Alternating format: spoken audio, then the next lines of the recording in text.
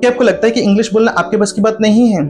कि जब आप किसी को फ्लुएंट इंग्लिश बोलते हुए देखते हो तो आपके मन में भी ख्याल आता है कि यार लोग कैसे इतनी फ्लुएंट इंग्लिश बोल देते हैं और मैं तो बिल्कुल सिंपल सा सेंटेंस भी नहीं बोल पाता हूँ। अगर ऐसा है तो आज का वीडियो आपके लिए है, क्योंकि मैं आपको एक ऐसी सच्चाई बताने वाला हूँ जो शायद किसी ने आपको पहले नहीं बताई होगी।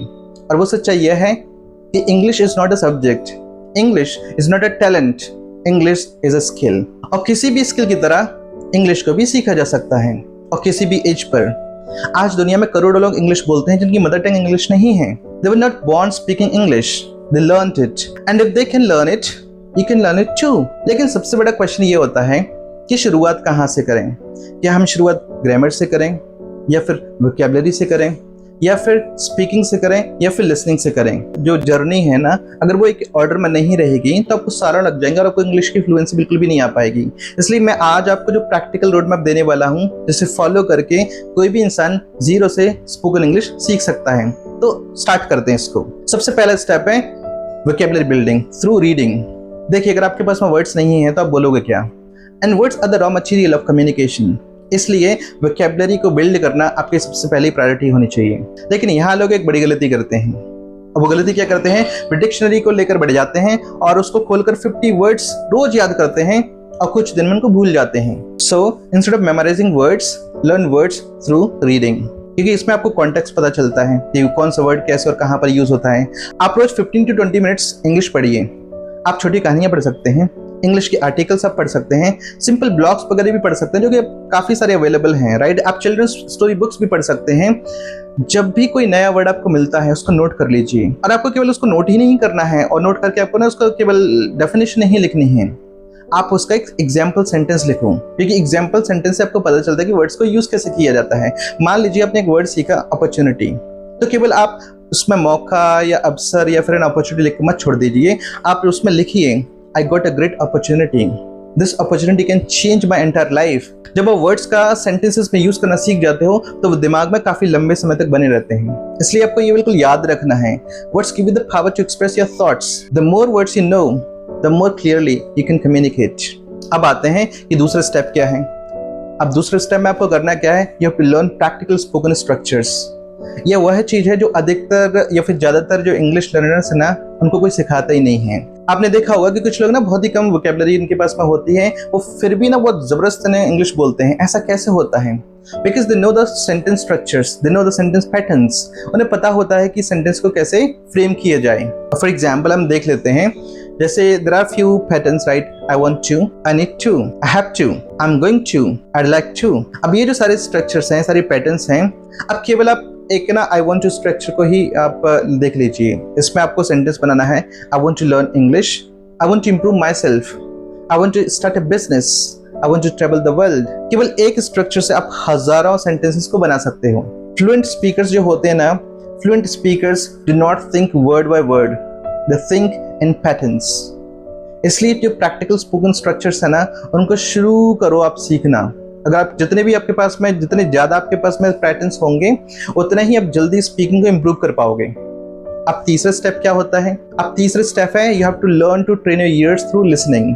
बहुत से लोग कहते हैं सर मैं बोल नहीं पाता हूँ, लेकिन जब उनसे पूछा जाता है कि आप कितनी इंग्लिश सुनते हो, तो जवाब होता है ना के बराबर। यह सबसे बड़ी गलती है जो इंसान करते हैं।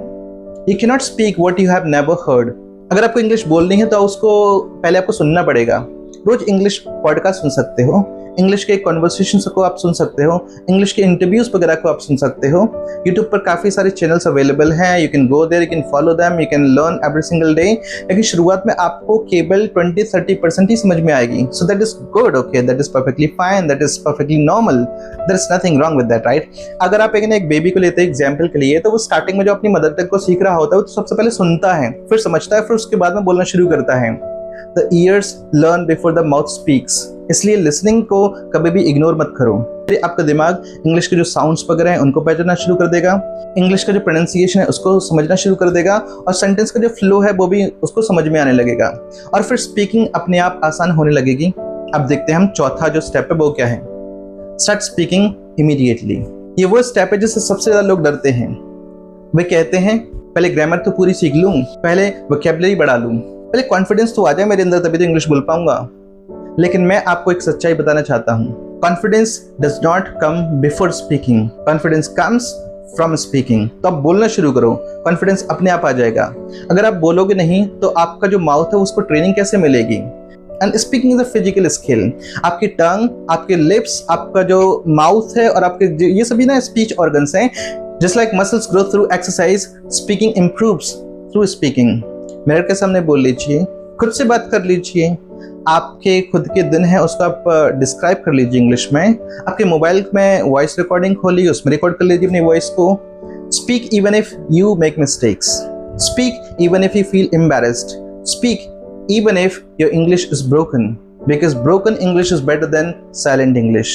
और आपको पांचवा और सबसे इंपॉर्टेंट जो स्टेप है वो आपको बताने वाला हूँ, and that is practice. Practice, there is no substitute to practice. मैं चाहता हूँ कि आप इस बात को बिल्कुल अपने दिमाग में बिल्कुल बिठा लें। There is no shortcut to fluency, there is no magic book. अगर ऐसे कुछ होता ना तो पहले मैं खरीदता उसको। There is no secret technique. जो इंसान लगातार कंसिस्टेंसी के साथ में करता रहता, ट्राई प्रैक्टिस करता था, वो फ्लुएंट बन जाता है। आप रोज थोड़ा पढ़िए, रोज कुछ नए वर्ड्स को सीखिए, रोज नए नए स्ट्रक्चर्स भी आप सीख सकते हैं, राइट? और रोज लिसनिंग कीजिए, रोज स्पीकिंग कीजिए। Even 30 minutes a day can change your entire life. लेकिन कंसिस्टेंसी को आपको ब्रेक नहीं करना है। You have to make this promise to yourself. आपको बिल्कुल याद रखो कि फ्लुएंसी आपको एक दिन में नहीं आती है। It grows little by little, day after day, week after week, month after month. और फिर एक दिन अचानक आपको एक एहसास होने लगेगा कि आप बिना सोचे इंग्लिश में बात कर रहे हो। आपको डिक्शनरी को भी ओपन करने की जरूरत नहीं पड़ रही है, आपको ट्रांसलेशन करने की जरूरत नहीं पड़ रही है। और यही वो मोमेंट होगा जब आपके समझ में आ जाएगा कि आपकी मेहनत ना वो एक सक्सेसफुल बन रही है, your efforts are coming to fruition. तो अगर आप सचमुच में इंग्लिश को ना सीखने चाहते तो आज से ही शुरुआत कर डालो। Don't wait for the perfect time, don't wait for confidence, don't wait for motivation. Start today. Start with what you have, start with what you know, and start where you are, because every fluent speaker was once a beginner.